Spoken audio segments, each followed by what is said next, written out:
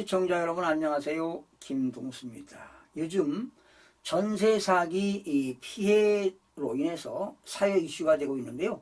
이런 전세 사기 피해 방지를 방지 대책 일환으로 이번에 5월 25일 날 국회 본회의에서 공인중개사법이 통과가 되었습니다. 상당히 강화되었는데요. 이런 공인중개사법 강화된 내용, 개정 내용을 여러분들에게 전해드리겠습니다. 먼저 제한 이유 및 주요 내용을 살펴보겠습니다. 공인중개사 자격증 및 중개사무소 등록증의 양도, 양수, 대여 행위의 억제 필요성 및 다른 국가 자격과의 형평성 등을 고려하여 그 양도, 양수, 대여의 알선 행위에 대한 금지 및 처벌 규정을 신설하고 공인중개사의 윤리성 제고를 위해 자격 취소 처분의 대상 범죄를 공인중개사법 위반 행위에 대하여 형법상의 사기, 사문서 2조, 변조 및 횡령, 배임 등으로 확대하여 형의 종류를 징역형 외에 금고형 이상으로 확대하였습니다. 여기서 금고형이라는 것은 수용자들을 교도소에 가두어 주기만 하고 노역을 시키지 않는 바로 형벌이 금고형이 되겠습니다. 또한 현행법에서 부동산 거래 질서 교란 행위 신고센터에 신고할 수 있도록 규정하고 있는 부동산 거래 질서 교란 행위의 범위를 확대하여 이 법에 따른 무등록 중개, 공인중개사의 거짓 은행, 명의 대여 등 행위, 부동산 거래 신고 등에 관한 법률에 따른 허위, 거짓 신고 등을 추가한 것이 주요 내용이 되겠는데요. 그 내용을 구체적으로 해서 법조문으로 소개해드리겠습니다. 공인중개사법 제7조 자격증 대여 등의 금지입니다. 여기에 1항과 2항은 원래 있는데 3항이 추가가 되었습니다. 먼저 1항입니다. 공인중개사는 다른 사람들에게 자기의 성명을 사용하여 중개 업무를 하게 하거나 자기의 공인중개사 자격증을 양도 또는 대여하여서는 아니 된다. 2항입니다. 누구든지 다른 사람의 공인중개사 자격증을 양수하거나 대여받아 이를 사용하여서는 아니 된다. 그런데 3항이 추가가 되었습니다. 누구든지 지금까지 말씀드린 1항과 2항에 금지한 행위를 알선하여서도 아니 된다. 그러니까 공인중개사 자격증을 대여하거나 양수하거나 또 양도하는 경우 이런 것들을 알선하는 사람도 해서는 안 된다. 이게 추가가 되었습니다. 제19조입니다. 중개사무소 등록증, 대여 등의 금지입니다.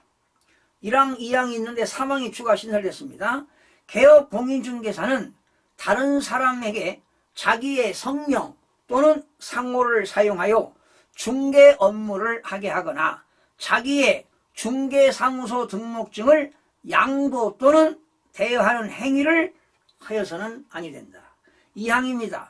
누구든지 다른 사람의 성명 또는 상호를 사용하여 중개 업무를 하거나 다른 사람의 중개사무소 등록증을 양수 또는 대여받아 이를 사용하는 행위를 하여서는 아니 된다. 3항은 누구든지 1항과 2항에서 금지한 행위를 알선하여서는 아니 된다. 이것이 추가가 되었습니다. 제35조 자격의 취소입니다.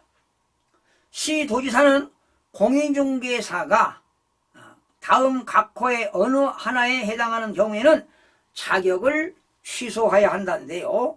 원래 있던 내용입니다. 부정한 방법으로 공인중개사 자격증을 취득했다. 당연히 자격이 취소됩니다. 근데 2항입니다. 7조의 1항이죠. 바로 7조의 1항은 공인중개사 자격증을 대여, 양도해서는 아니 된다.